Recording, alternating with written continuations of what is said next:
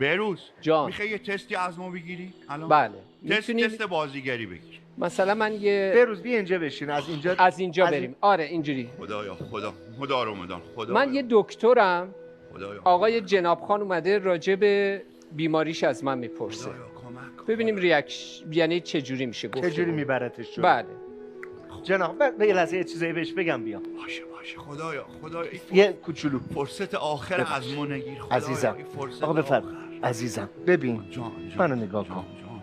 بهروز کارگردان خوبیه. خب آشنا زیاد کلفته. داره. رامبو تو سینما خرش میره. آره یعنی ما بازیکنون پرت میشم تو سینما حرفم دیگه اینه نه. اگر الان بتونی تو این تست ها. دقیق گوش کنی چی میگه باشه خب باشه. و اونی که اون میخواد بتونی براش اجرا بکنی و مایه بذاری، خیلی هم قلوف نکن. نکنم خیلی خب؟ قلوف چیکار دارم؟ خیلی قلوف نکن. چند تا نفس عمیق بکش، خیلی خونسرد و آروم و راحت، انگار یه عمره داری این کارا رو انگار به میکنی. فنار صغر حسابش نمیکنم ها.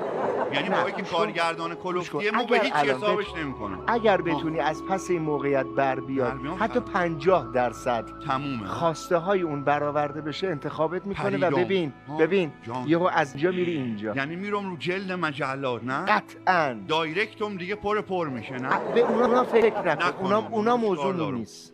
چون در عرصه بازیگری از اینجا میری اینجا. حاج آقا عرصه باشه؟ عرصه هم کن. باشه مرسی. بریم. باشه خدا. نفس عمیق. آقا در خدمتتونیم. جناب خان آماده است. داره نفس عمیق میکشه. یارو آماده میشم. بله. یه بار دیگه میشه موضوع تست بگین اما بله. بهروز. من یه پزشکم، راجع به بیماری شما صحبت میکنیم. خب باش. ما الان مثلا مریضشون باش. به عنوان خب، یه بیمار شما اومدی اینجا. اومدی. عزیزم اسمت چیه؟ نه هنوز بذار اجازه بدین از قبلش یکم آماده بشم آه، وارد بله. شم. باش. فضا رو برای خودت بساز. ما مثلا سوار اسبم با اسب چرا از اسب؟ دور دارو میام چیکلین. جناب خان. جان.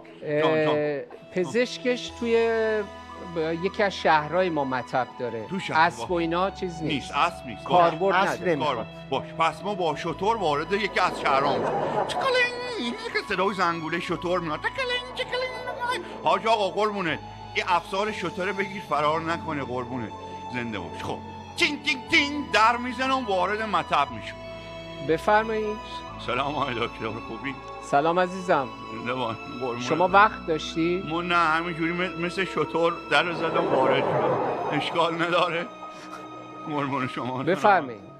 آقای دکتر ما یکم هول شدم الان میگم آقای دکتر عذرخواهی میکنم ما یکم شکمم نفاخه یکم مشکل دارم نفاخه یکم شکمم قربونم دستم به دامنت میشه یه چیزی بهم بدی که نفاخی کم بشه. بله. شما چیا میخوری؟ ما معمولا آش رشته با نخود زیاد، گل کلم با کلم بروکلی، اینا رو نفاخیت تاثیر داره آقای دکتر؟ داره، ولی ممکنه علائم بدتری برای یه بیماری بدتر باشه عزیزم. دیگه چه علائمی داری؟ آقای دکتر خواهش میکنم حقیقت بهم بگو.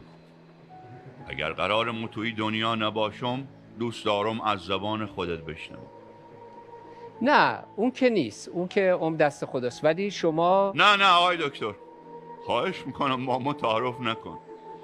ما دل به این زندگی نبستم کوکا. ما فقط دوست دارم حقیقت از زبان خودت بشنوم.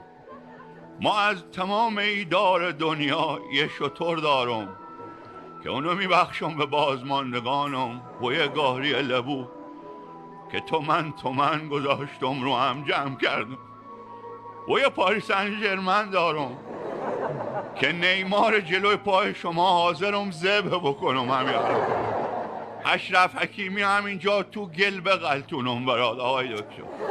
اگه قرار نمونم بهم بگو. حاج آقا یه بوس بده قربونت برم لحظه هست قربونت زنده باش. شطور فرار نکن شطور داشته باش. دکتر بگو دکتر نرو بالا یار بالا نیفتی از او بالا یار بالا دکتر نرو بالا یار بالا میفتی از او بالا یار بالا دکتر جان شهرام بود. خوبم ادامه بدم. آره. ادامه بدم. آقای دکتر، ما اگه میخوای بهم آمپولم بزنی ما حاضرم شل بگیرم، ما اصلا مقاومتی ندارم، شل میگیرم هر کاری، فقط جون هر کی دوست داری یواش بزن، چون یواش کاشی نشکمه کاشی دونه ای صد تومن. نه همون تو قبلی ادامه بدم. اگر قطعه جان نه من فکر میکنم آقای جوان شما ببخشید ولی فکر کنم رامون جان نمیتونیم شما رو قبول کنیم، برای که بسیار بازیگر خوبی هستی، کسی رو نداریم جلوت بازی کنه. آها، یعنی اصلا آدم نمیدونه دیگه، شوکه میشه وقتی شما بازی میکنی. من پیشنهادم اینه که شما همکاریتون رو با خندوانه ادامه بدید.